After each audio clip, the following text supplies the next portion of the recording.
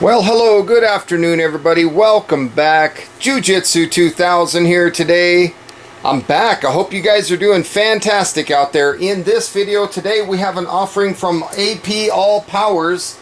This is their portable power station. I'm very excited about this one.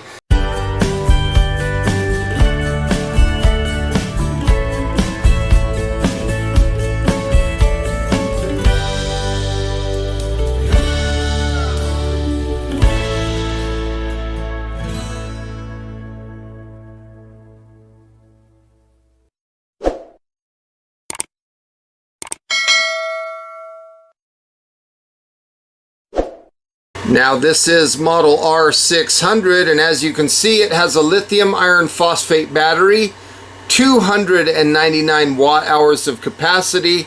This unit weighs 12.34 pounds. It is 11.2 inches by 7.6 inches by 7.5 inches. It does have AC input of 120 volts. And it also has a solar input of up to 220 watts maximum. And you can also charge this unit in your car using 12 or 24 volt DC. It does have a lot of output power ports. So you got AC power output, 120 volts, 600 watts max, but it will surge at 1200 watts. You've got some USB A's. They are two 5 volt 3 amp ports. You got some 9 volt 2 amp ports, 12 volt and at 1.5 amp, and 36 watts of output maximum. You do have USB-C outputs. You have two of them, 5, 9 or 15 volts at 3 amps, 20 volts at 5 amps, or 200 watts of max. You do have a car port that's 12 volts at 10 amps, not to exceed 120 watts. That is fantastic. And on the top of the unit it does have a 15 watt wireless phone charger. AC plus DC total power output is 700 watts max. Now right here you can see the contact information for AllPowers. If there's anybody watching this video that wants to reach out to them, feel free to do so. And here is a look at the back of the package, and then of course the other side, and then back to the front. So let's go ahead and open this up and see what's included in this package. Now right on the top of the package here, the first thing that we see is this little envelope here. That's pretty cool. Claim your warranty. So it's got warranty activation information. It has a lot of social media and internet stuff. And then of course on the back side it shows a little bit of the products that you can find at AllPowers. Power your better life. Very nice little package. Let's open this up and see what's inside this envelope. So we'll set that aside. Visit us on Facebook, and then there is a QR code, so feel free to scan that if you want to check out the AllPowers Club on Facebook. That's that. And then of course on the back side there is their warranty card. And lastly, let's go ahead and take a look at this user manual. So here we go. You have your contents of this user manual. There are some safety instructions, so please feel free to pause your screen if you want to hang on to any of this information. There's more specifications of the unit, dimensions and things like that. Again, here are the input ports as well as the output ports.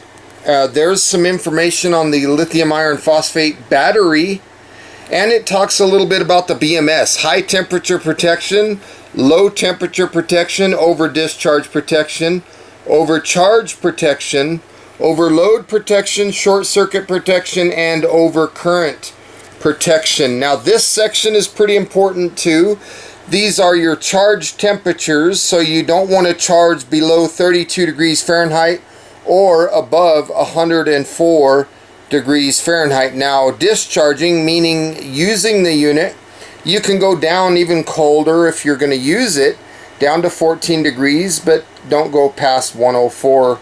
And then of course if you're going to store the unit, all the way down to -4 degrees all the way up to 104 degrees. However, they recommend between 20 and 30 degrees centigrade is best. And then the operating humidity range, anywhere from 10 to 90%. humidity. There are some certifications that this unit has. And then moving forward, we're looking at the user guide. So this gives us information of what we can expect to see on the front of the unit. And then of course on the side of the unit, there is an overload protector. There's the solar input. That's an XT60 port. And you also have an AC port here. This is cool because you can plug this into a wall and charge it right there. You got your USB-C ports, USB-A ports, your DC on button and off button, your AC on and off button, and then you have your two AC ports. You got your display, LED light power button, you've got your power on and off button, your LED light is right there, and then your car out port is right there. Now right here you can see the introduction of the display and all the different icons. So all these numbers here correspond to this list here of what all those numbers are. So if you're curious about any of those numbers, the key is right here. The next thing that we see is information about charging this unit via AC. So you're going to plug that cord into a wall outlet. It talks about that. The next thing that we see is it shows a picture telling you where to plug the cord into a wall outlet and then into the unit right here.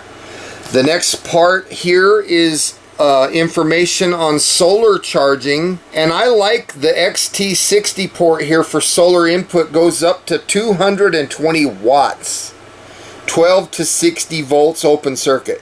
That is fantastic. I like that. And then there's a little bit of information here. Moving forward, it talks about the UPS function, which is really nice. This is pass-through charging, if I'm reading that correctly. So you could basically, through these diagrams, they're saying you can have this thing plugged into power. You could be using it, and then if the power dies, your components are still going to automatically kick on. It's going to kick on and it's going to power your things. This would be like a refrigerator or TV, like they show in the diagram here. And then of course there is an operation guide. If you have an Android or an iPhone, you can scan those QR codes and get the operation guide and the app. This does have Bluetooth on this unit. I am not going to get into the Bluetooth too much in this video, but feel free to take a look at that on your own. Here's more information on the Bluetooth. That's kind of what the app is supposed to look like. More information there, settings, economy mode, shutdown times, you can program parameters and things like that. Very cool. And then right here there are some facts about this unit. Basically your questions and answers. So lots of good information here. And the next page we have the troubleshooting information. So if you get an indicator, it will tell you what the problem is and what your solution can be. So we'll go through that very slowly. Again, the pause button might be your friend if you have an error code and you need to read anything here. And lastly, we have the package contents. So we have the unit itself, we have the AC charging cable, and a user manual and warranty card that we're looking at right now. And then there's a statement there. And then of course, if you need to contact AllPowers, there's their email and their website. So it goes into other languages, so that's all there is for this user manual for the R600 portable power station. And now that we have all of that out of the way, we'll just pull this foam package up out of the way. You can see that it comes packaged very well. It's protected, this nice foam that they put the unit in. There is a little bag here, and inside of this bag is the power cord so we can charge the unit. This reminds me of the type of power cord that you will see on the back of a desktop computer. That's what that reminds me of. So there's your power cord, very nice. And then the last thing in the package is the unit itself. So we'll go ahead and pull that out. Pull it straight up out of the box, and nothing left in the box other than their fantastic packaging. I like the way that they package this unit. So from here, we'll just take a quick look at the front of the unit. Here's the side of the unit. You do have this door that can open, and you have your reset button, your XT60 input port, and your AC power input port. And when you close that, you notice there's some information written down telling you what those values are there. There's a look at the back, nothing there. And then a look at the other side of the unit. This handle is really nice. It just kind of comes up nice and smooth. And then on the top, there's your 15-watt wireless phone charger. Hopefully you're seeing that. And then of course the business end of the product. Right there, we talked about that when we looked at the user manual. Your AC ports are located right here. Your car outlet port is here. You do have your screen. You have your light. That is a nice looking display. Very easy to read. There's your power buttons if you want to turn on AC power. Turn it off. You want to turn on DC power. Push it right there and it shows it right there. And then again, if you want to turn your light on. That's pretty cool. Let's go ahead and get this thing charged. And now you can see we have begun charging. We just hit 70%. We are bringing in 318 watts of input. We have 60 hertz coming in on our electric, and the time remaining for charging to complete is only 37 minutes. That is fantastic, folks. That is fast charging. So we're doing really well on our charging. And as you can see, the power input of charging has came down to 70 watts. Now this unit does have the ability for 3 different charging modes. So I love that this unit can be fully charged in about an hour. That is wonderful. The charging power can be adjusted through the AC charging fast mode, standard mode, or mute mode. The maximum input of the fast mode can reach 400 watts. The maximum input of charging in standard mode can reach 300 watts. And mute mode can reach 100 watts. That is a self-adjusting technology to achieve mute. The default input power of custom charging is the mute mode, and charging power's adjustment needs to be set in the mode switch of the product. I believe that these fast charging times are because this unit has a small battery. It's 299 watt hours. So not only is that battery 299 watt hours, but the fact that it's a lithium iron phosphate battery gives this battery over 3,500 cycles in its lifespan. That is fantastic. So we could probably get regular usage for up to 10 years with this device. Now, like I mentioned earlier when I was reading the user manual, it does have a 600 watt inverter, but it can peak at 1200 watts of surge. And you can run 8 different ports simultaneously. So 1, 2, 3, 4, 5, 6, 7, and the light. I wanted to take a little bit of time and talk about the UPS function on this one. This UPS stands for uninterruptible power supply function. When the wall outlet power is interrupted, the UPS will supply 110 volt AC power to the load in less than 10 milliseconds, which is faster, safer, and more intelligent than the UPS of ordinary power stations. And again, the lithium iron phosphate battery that's included in this unit lasts up to 6 times longer than other batteries. And additionally, they offer 5-year warranty with these units. So on a unit like this, if you were going to run, let's say, a car refrigerator that draws, let's say 40 watts of power, you could run that car refrigerator between 5 and 6.5 hours. But if you're going to run a juicer or something that pulls about 400 watts, this unit would run that load for about 30 minutes. If you have a 100 watt load, maybe a television and a DVD player or something, you could run between 2 and 2.5 hours. Now, if you want to run a 30 watt light on here, you can go for about 7 to 8 hours. If you want to draw 120 watts, maybe you're running a small kettle, that's 1.5 to 2 hours. Or if you had a fan that pulled maybe 50 watts, that's 4 to 5 hours of runtime. Now, if I'm going to recharge my camera that's about 10 watts or run a GoPro or something like that, that's going to run for about 20 to 25 hours. And in the event that I want to run a laptop that's going to pull about 60 watts of power, I could run it for 3 to 4 hours off of this unit. So those run times are fantastic. And one thing that I really like about this charging wire, this cable here, is you don't have to have those big bulky transformers and all like that like you have on so many other power stations. It's just a cord and it'll accept up to 400 watts of input. Now, I know that there's probably some of you out there that are watching that are curious on how you can use the 15 watt wireless phone charger. So to use this, the first thing you got to do is turn on your DC power. You'll see the icon turn on. Wait a few seconds and then set your phone down on the top of the unit. There you go. You can see that charging has started. I got the little red indicator on my phone telling me that it's charging. You can also see that it's drawing 7, 8, 9 watts charging my phone. So it's going to be a pretty fast charger for the phone.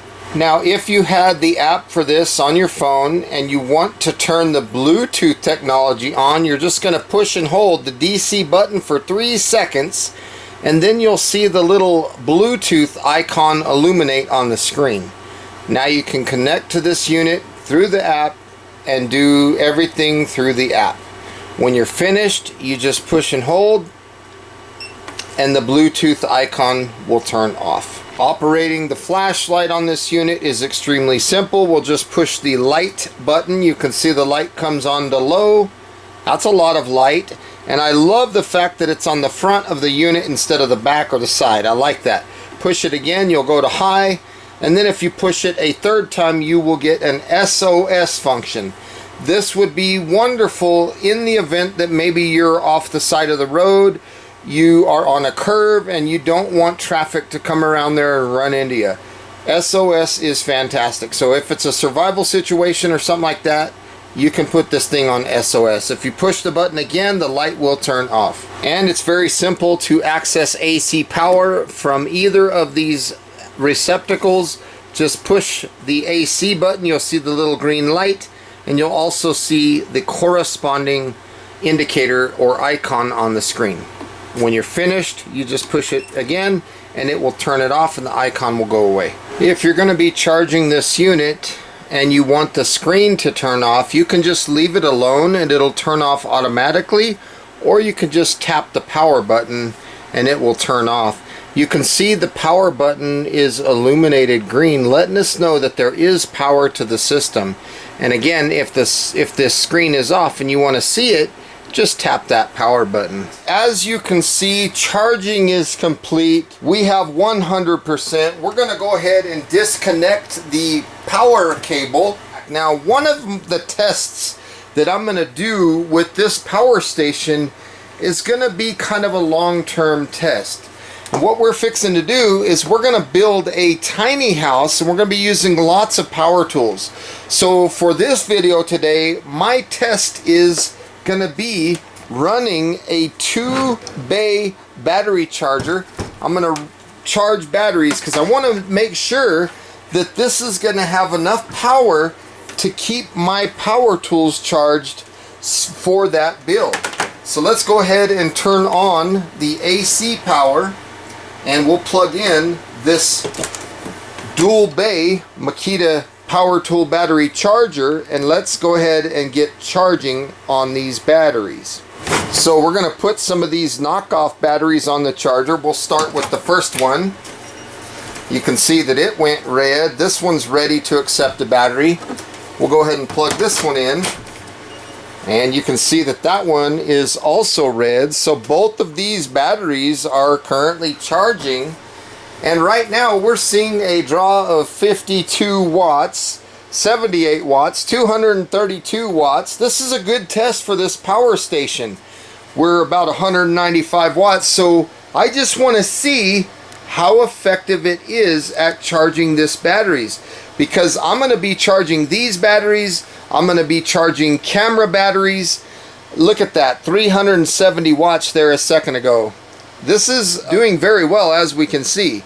And if you look at the time, it says 46 minutes. So if it can charge these batteries and keep my phone charged and keep my GoPro, because I'm going to be filming that tiny house build, keep all that stuff charged, this will be a fantastic power system for that. Those are the numbers that we're looking at in real time. It is working very well so far, charging these batteries. The fan has kicked on this unit.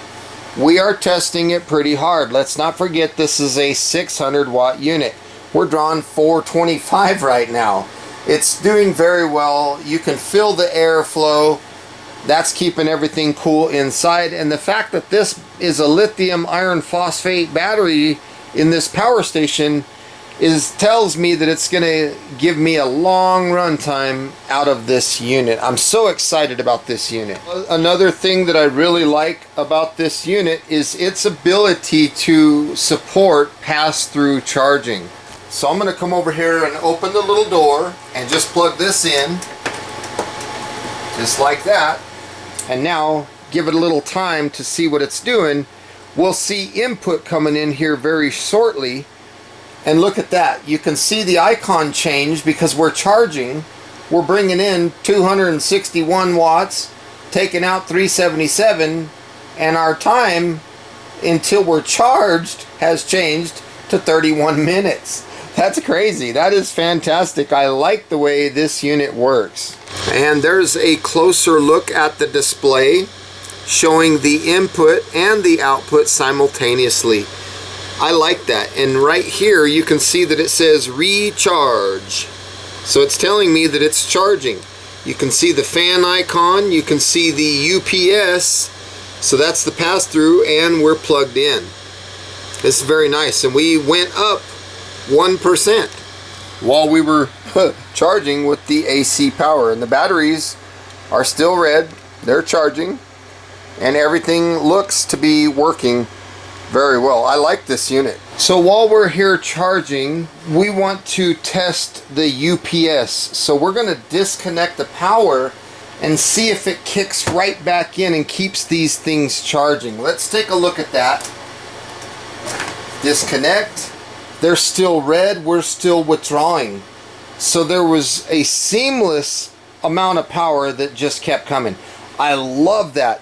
If you wanted to plug a refrigerator or something into this unit, and maybe, for example, if you're in an off-grid situation, you can have this thing plugged into a power inverter, and if for some reason you lose power or those batteries in your off-grid system go dead, this unit will pick up without hesitation and it will keep that device running until you can get whatever you need to fixed.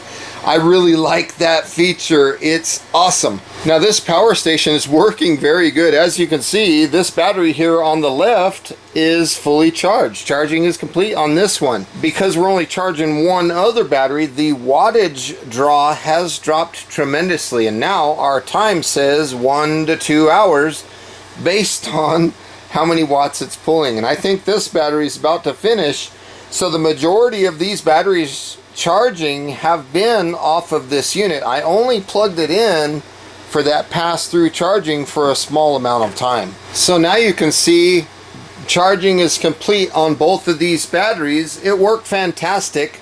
We have no watts coming in, no watts going out. We have 69% left on this battery, and the anticipated amount of time left on this battery is 16 hours, 13 hours. So it worked absolutely fantastic charging these power tool batteries. Now this test is going to be a hard test for this unit. This unit is only 600 watts, and this 3-quart Instant Pot pulls between 600 and 700 watts. So I want to find out if this unit will be able to run this, because this has a peak of 1200 watts surge. Make sure that our AC power is on. We'll be able to tell because the lights come on. Okay, so let's go ahead and push the pressure cook button. I do have some water in the bowl in there, and it's either going to pass or it's going to fail. We're going to find out right now. This is a very heavy test for this unit. Let's try it. So I push the pressure cook button, and now we'll wait a few seconds and we'll see what happens. You guys are going to find out right now at the same time of me finding out if it's going to work or not. 720 watts is pulling right now.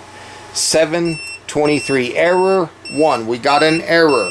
So as we could clearly see, it did not pass that test. To be honest with you guys, I didn't think that it would. Let's go ahead and power down the unit, and I want to try something different. I want to try the pass-through charging feature and see with the power cord plugged in if it will pass that test. So let's go ahead and move this a little bit. We'll open the side door, plug this in. Now we have power plugged in, and from here let's go ahead and power back on the unit, the AC power. Let's see what happens. We are charging. We have 156 watts coming in, 238 watts coming in. So let's go ahead and repeat that test using the pass-through charging feature. Let's see. I don't know what it's going to do.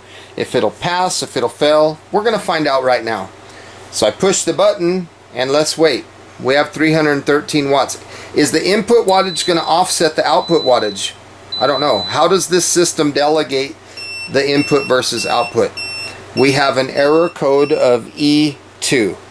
So it did not pass that test. Wow, that was a good test. So I've went ahead and turned this unit off to clear the fault.